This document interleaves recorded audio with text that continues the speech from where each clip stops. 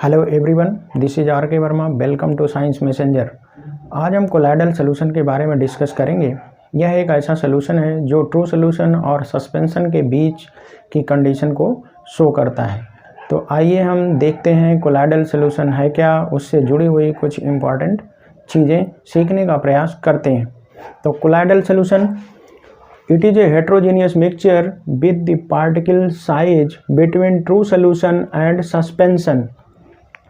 Colloidal solution के particle की size जो होती है ट्रू सॉल्यूशन और सस्पेंशन के बीच की होती है और इनकी साइज का रेंज है 1 नैनोमीटर टू 10⁻³ नैनोमीटर। 1 नैनोमीटर से छोटी पार्टिकल साइज होती है ट्रू सॉल्यूशन की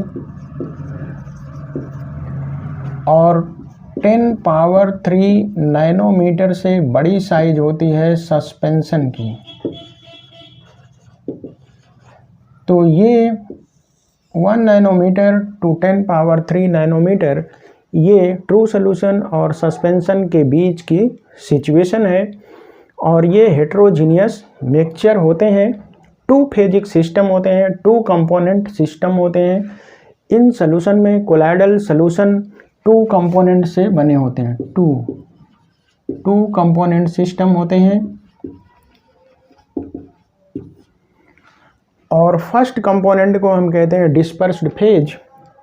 ऐसा कंपोनेंट जैसे हमने ट्रू सॉल्यूशन के केस में पढ़ा था, ट्रू सॉल्यूशन में सॉल्यूट और सॉल्वेंट होते हैं। ऐसा कंपोनेंट जो कम अमाउंट में पाया जाता है उसे हम कहते हैं सॉल्यूट और सॉल्यूशन के अंदर जो लार्जर अमाउंट में होता है उसे हम कहते हैं सॉल्वेंट। ठीक उसी तरह से कोलाइडल सॉल्यूशन के केस में भी डिस्पर्स्ड फेज, कोलाइडल सॉल्यूशन का ऐसा कंपोनेंट जो स्मॉलर प्रोपोर्शन में होता है, कम अमाउंट में पाया जाता है, उसे हम कहते हैं dispersed phase. Just like the solute of true solution. True solution में जिस तरह से सॉल्यूट होता है उसी तरह से डिस्पर्स्ड फेज होता है कोलाइडल सॉल्यूशन में। दूसरा कंपोनेंट कोलाइडल सॉल्यूशन का है डिस्पर्सन मीडियम। इसी को हम डिस्पर्सिंग मीडियम भी कहते हैं। डिस्पर्सन मीडियम और डिस्पर्सिंग मीडियम ये कोलाइडल सॉल्यूशन का वह कंपोनेंट है जो लार्जर प्रोपोर्शन में पाया जाता है, मतलब ज़्यादा मात्रा में जो प्रेजेंट होता है कोलाइडल सॉल्यूशन के अंदर उसे हम कहते हैं डिस्पर्सन मीडियम और जो कम मात्रा में प्रेजेंट होता है उसे हम कहते हैं डिस्पर्स्ड फेज। तो dispersed phase plus dispersion medium इन दोनों को मिलाकर बनता है हमारा colloidal solution. Colloidal solution equal to dispersed phase plus dispersion medium. अब कोलाइडल सॉल्यूशन की कुछ इम्पॉर्टेंट प्रॉपर्टीज होती हैं जो कि ट्रू सॉल्यूशन और सस्पेंशन से स्पेसिफिक होती हैं, तो इनको हम पढ़ते हैं। Characteristics of colloidal solution. पहला इसका कैरेक्टरिस्टिक पार्टिकल साइज है जो कि 1 नैनोमीटर से 10⁻³ नैनोमीटर के रेंज में होता है। दूसरा, ये ट्रांसल्यूसेंट होते हैं। हमने देखा था true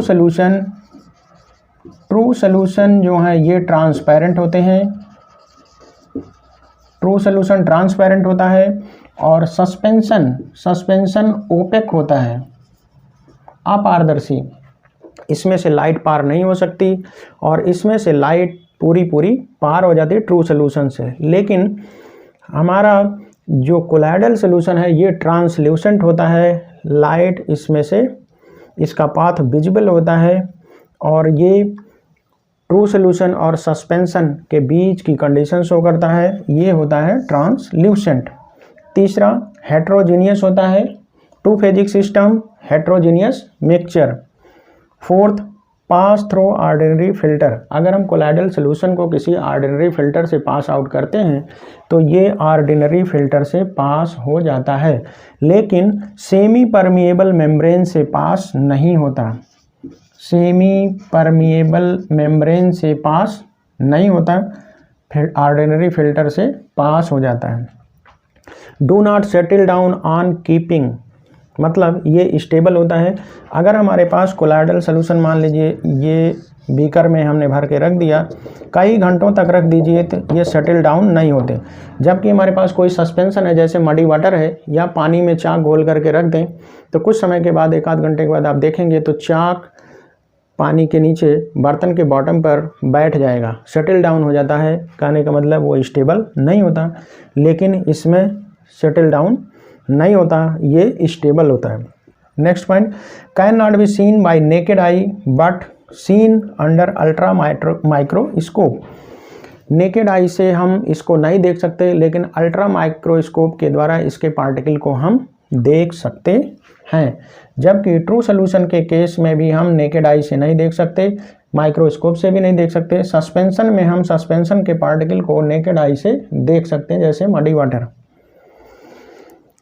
टिंडल effect, Tyndall effect, Brownian motion, electrophoresis, ये सब प्रॉपर्टीज कोलाइडल सॉल्यूशन की बहुत ही स्पेसिफिक प्रॉपर्टीज होती हैं।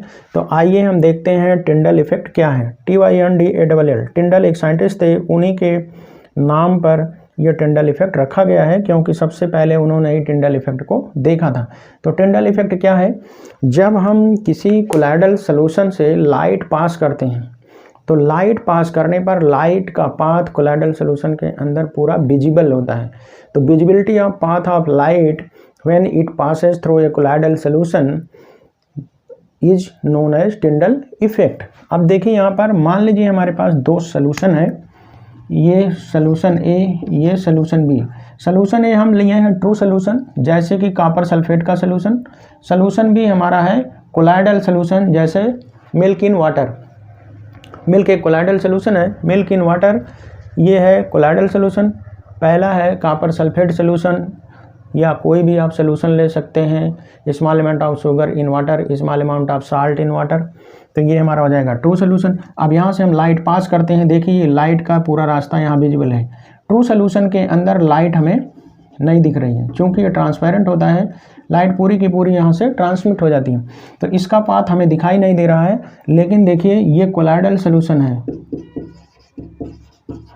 Colloidal solution milk in water, तो इसमें लाइट का ये पूरा पाथ, लाइट जहाँ से जा रही है ये पूरी विजिबिलिटी है, ये पूरा लाइट का पाथ हमें क्लियर दिख रहा है। यहाँ पर लाइट हमें कोलाइडल सॉल्यूशन के अंदर दिखाई देगी।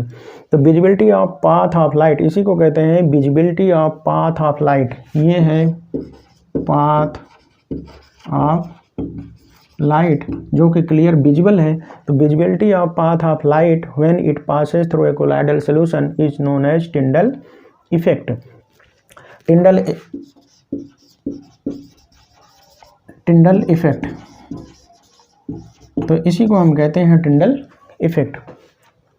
नेक्स्ट प्रॉपर्टी है ब्राउनियन मोशन। हाँ, टिंडल इफेक्ट हम और जगहों पर भी देख सकते हैं, जैसे हमारा बंद रूम हो, बंद रूम में कहीं से थोड़ी सी लाइट आ रही हो, तो वो देखिए थोड़ा सा कोई सुराख हो, वहाँ से थोड़ी सी लाइट रूम के अंदर प्रवेश कर रही हो, तो वो लाइट पूरी हमें, उस लाइट का पाथ रूम के अंदर हमें दिखाई देता है। या हम डेंस फॉरेस्ट के अंदर चले जाएं, घना फॉरेस्ट हो, उसमें उसकी ट्री कैनापी, पेड़ की जो कैनापीज होती हैं, वहाँ से लाइट फिल्टर होके आती है, तो वो भी लाइट का पाथ हमें उसके नीचे पूरा दिखाई देता है। ऐसा क्यों होता है? क्योंकि डेंस फॉरेस्ट में होता है मिस्ट, ओस और वाटर की ड्रॉपलेट वहाँ पर एयर में डिस्पर्स्ड रहती हैं और वो लाइट को स्कैटर करती हैं, इसीलिए टिंडल इफेक्ट दिखाई देता है। रूम के अंदर भी जब लाइट प्रवेश करती है तो लाइट का पाथ विजुअल इसलिए होता है क्योंकि रूम के अंदर डस्ट के पार्टिकल होते हैं एयर में, और वो डस्ट के पार्टिकल लाइट को स्कैटर करते हैं। तो टिंडल इफेक्ट क्यों होता है? यहाँ पर कोलाइडल सॉल्यूशन के अंदर जो डिस्पर्स्ड फेज के पार्टिकल हैं वो लाइट को अलग अलग डायरेक्शन में स्कैटर करते हैं। जैसे ये है कोलाइडल पार्टिकल, इधर इधर इधर, हर डायरेक्शन में लाइट को स्कैटर करते हैं। स्कैटर मीन्स फैला देते हैं। तो लाइट को स्कैटर करने के कारण ही ये पाथ विजिबल होता है। तो Tyndall effect is due to scattering of light. पूछा जाता है what is the reason behind the Tyndall effect shown by colloidal solution. तो रीजन है scattering of light. Due to the scattering of light, Tyndall effect occurs. Next पढ़ना है Brownian motion. Brownian ये botanist थे, scientist थे, Robert brown, जिन्होंने colloidal solution के अंदर ब्राउनियन मोशन की खोज की. इन्होंने अल्ट्रा माइक्रोस्कोप से कोलाइडल सोल्यूशन की स्टडी किया तो देखा कि कोलाइडल सोल्यूशन के जो पार्टिकल हैं वो इस तरह से जिग जैग मोशन में, जिग जैग मोशन में मतलब टेढ़ा मोढ़ा इधर उधर ऐसे ऐसे रैंडम मोशन करते रहते हैं. इसी रैंडम मोशन को हम कहते हैं Brownian motion, zig zag motion, या इसी को कहते हैं रैंडम मोशन. तो अल्ट्रा माइक्रोस्कोप से देखने पर कोलाइडल सोल्यूशन के पार्टिकल जिग जैग मोशन करते हुए नजर आते हैं. तो इसी जिग जैग मोशन को ही हम कहते हैं ब्राउनियन मोशन. ये कोलाइडल सोल्यूशन का कैरेक्टरिस्टिक प्रॉपर्टी है. नेक्स्ट है इलेक्ट्रोफोरेसिस. इन जनरल कोई भी कोलाइडल सोल्यूशन होता है तो उस पूरे कोलाइडल सोल्यूशन पर एक पार्टिकुलर चार्ज होता है, या तो पॉजिटिव चार्ज होगा या तो निगेटिव. अलग अलग कोलाइडल सोल्यूशन पर अलग अलग चार्ज होते हैं. एक कोलाइडल सोल्यूशन पर एक पर्टिकुलर चार्ज होगा, या तो पॉजिटिव या तो निगेटिव. तो इलेक्ट्रोफोरेसिस का मतलब होता है जब हम किसी इलेक्ट्रिक फील्ड अप्लाई करके कोलाइडल सोल्यूशन को रखेंगे, तो क्योंकि कोलाइडल सोल्यूशन पर कोई न कोई चार्ज होता है, या तो पॉजिटिव या तो निगेटिव. तो निगेटिवली चार्ज कोलाइडल सोल्यूशन अगर है तो वो पॉजिटिव इलेक्ट्रोड की तरफ मूव करता है, और अगर पॉजिटिवली चार्ज कोलाइडल सोल्यूशन है तो निगेटिव इलेक्ट्रोड की तरफ मूव करता है. तो इलेक्ट्रोफोरेसिस का मतलब होता है movement of colloidal solution in electric field according to their respective charges is known as electrophoresis. जैसे इस तरह का सेटअप बनाकर यहाँ पर इसमें कोलाइडल सोल्यूशन यहाँ पर भर दें और यहाँ पर पॉजिटिव इलेक्ट्रोड लगा दें, यहाँ पर निगेटिव, और ये कोलाइडल सोल्यूशन मान लीजिए इसमें यहाँ पर भरेंगे. अगर ये पॉजिटिवली चार्ज कोलाइड है तो इसके पार्टिकल इधर मूव करेंगे, और निगेटिवली चार्ज कोलाइड है तो इधर मूव करेगा. तो movement of colloidal solution in electric field according to their respective charges is known as electrophoresis. अब इतने के बाद क्वेश्चन आता है कि कोलाइडल सोल्यूशन होते कितने टाइप के हैं. हमने पढ़ा था ट्रू सोल्यूशन के केस में, ट्रू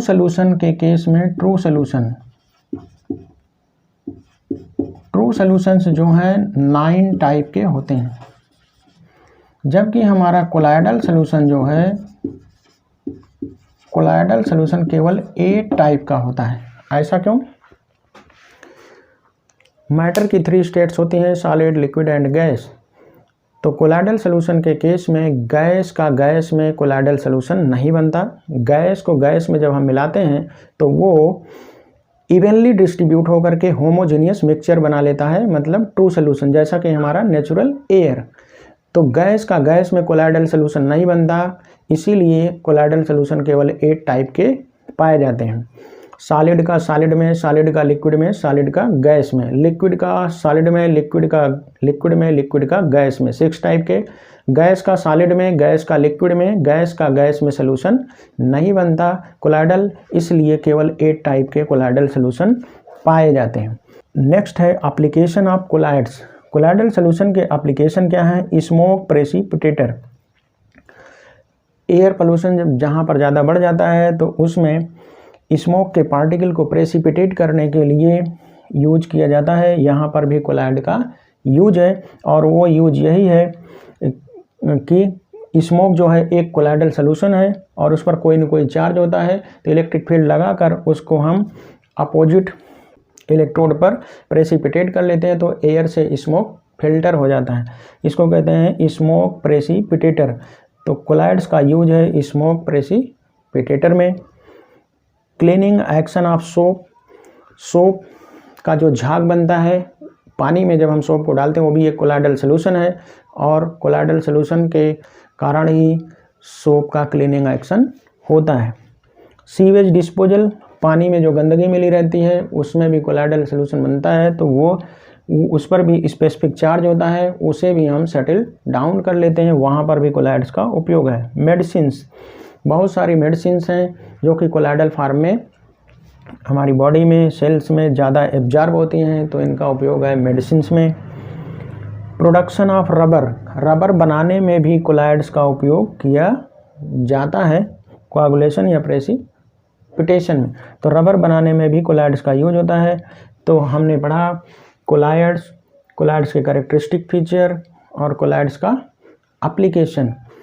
अब हम कोलाइड्स को याद कैसे करेंगे, तो बच्चों आपकी जानकारी के लिए हम बता दें, इसके पहले हम एक वीडियो अपलोड कर चुके हैं जिसमें हमने बताया है magical trick to remember types of colloidal system. उसकी सहायता से आप 30 सेकंड में कितने टाइप के कोलाइड होते हैं उसे आप याद कर सकते हैं। तो अगर आपने हमारा वो वीडियो नहीं देखा है तो लिंक डिस्क्रिप्शन बॉक्स में दी हुई है, वहाँ पर जाकर आप उसे देख सकते हैं। हमें उम्मीद है ये वीडियो आपको ज़रूर अच्छा लगा होगा।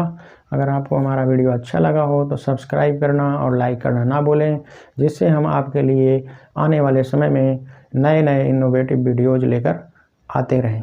Thank you very much.